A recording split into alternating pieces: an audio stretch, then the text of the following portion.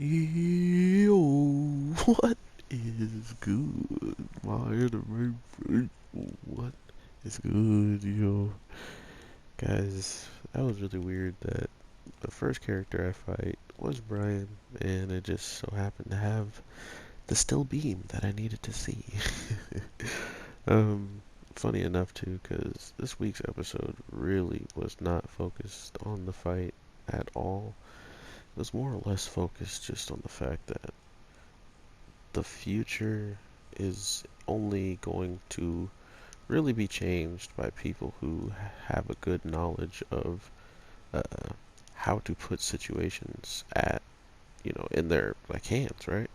So not only did we see a case of this, we're now going to probably see just how ridiculously talented uh, of a situation like Fixer, our main girl, can be because, like I said, this is clearly the end of everything, Like it feels like this will come to its inevitable end either probably not next week. We'll probably see the end of the lying and stuff like that come to an end, but there's no way this should hurt the person who can change the future, which is the problem.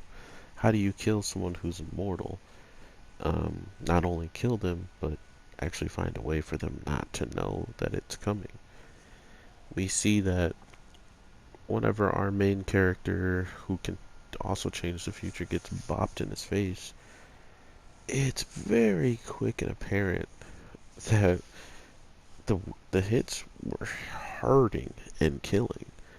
And there's just other times when the hits just aren't doing nearly as much damage as we had already prior seen. So it's one of those things where they're intentionally showing us the effects of the lies and the deceit. So that was very clever on their part, and I like that. The other thing that they kind of showed us is the fact that no one is going to um, be able to just make this thing end with a couple of punches and stuff like that. So they're already kind of throwing shade at fighting shows that, oh yeah, you could just punch your way out of all of this situation and get punched in the face and figure it out the next thing. Like, no, it's a part of the show because that's what people like. People like to see just a slug out and stuff like that. But to really have an understanding of what type of mind games are being played and how far the mind games are going, that's when you start to understand how the show is straight up in your face, giving you the most uh, information you could ever ask for, and then on top of that, not really uh, ending the whole entire situation. Like, look how long from this is all supposedly taking place in 1 or 2 nights because our character's our famous words, I will take care of her within the night.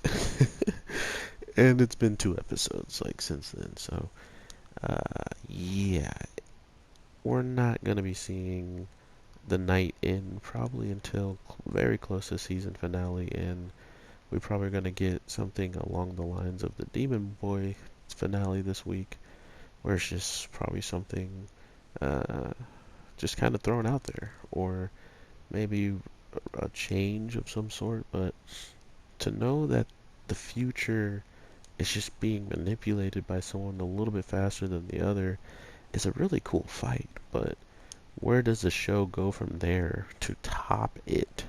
Not just to give us more show, but to actually be able to say, hey, this next thing that we saw after all that happened was much better somehow, some way.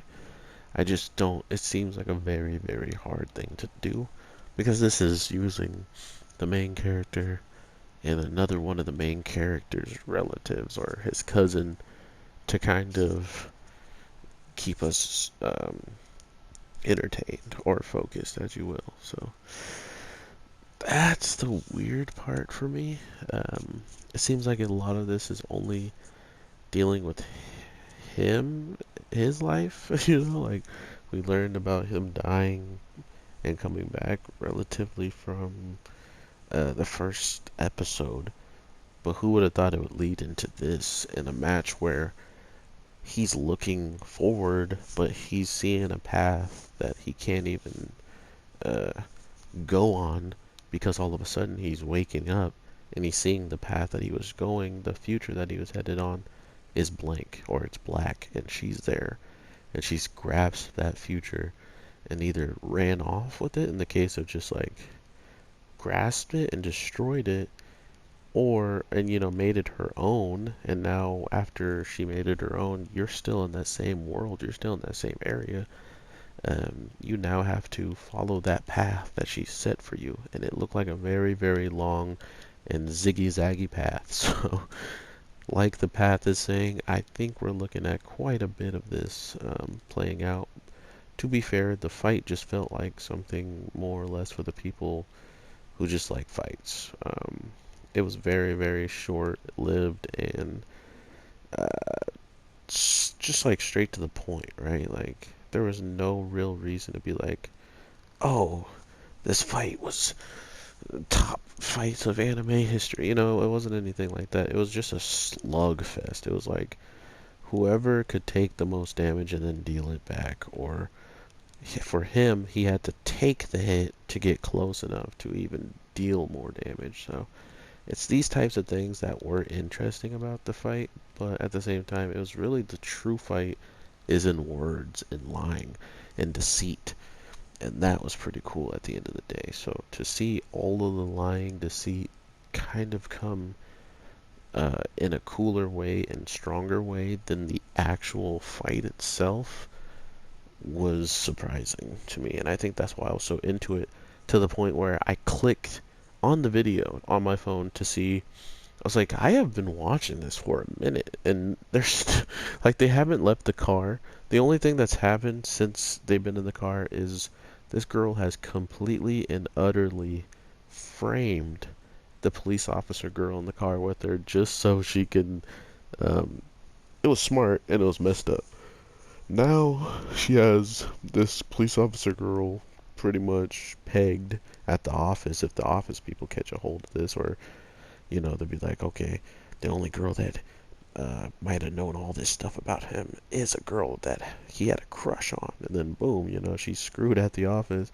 But on the other hand, uh, she kind of already has an alibi, I believe, so that's already established, I believe. So she should be okay. It's just the fact that as soon as she said a police officer girl did it, I knew she was targeting her. But at this, why I say it's smart is so another police officer girl doesn't go on the website if she's already surveilling it and is like, hello, I am a police officer girl and I knew all these information, but I would never do this. This person's all, you know what I mean? Like, and then they send their information saying this is who I am and just verify it and stuff. That's, you're done. That whole entire plan of framing of female officers did. So like, by doing such detailed parts to point the finger at the girl that we're with was pretty smart. So I am very much looking forward to how this all ends, because we know somebody who definitively actually saw this woman swing the whole, steel beam at him. He is on the website now sharing his story yet again, and it's clear that he can't be persuaded in an easy way. But our main character's already seemingly got something up her sleeve, so we'll see how all this plays out. I hope you guys have an amazing day, night, evening, whatever the case may be. I am your boy, the Anime G, and I will definitely talk to you in the next one. By the way, I've never played this character, and you could probably tell by the way I play. So, with all that being said, take care and peace.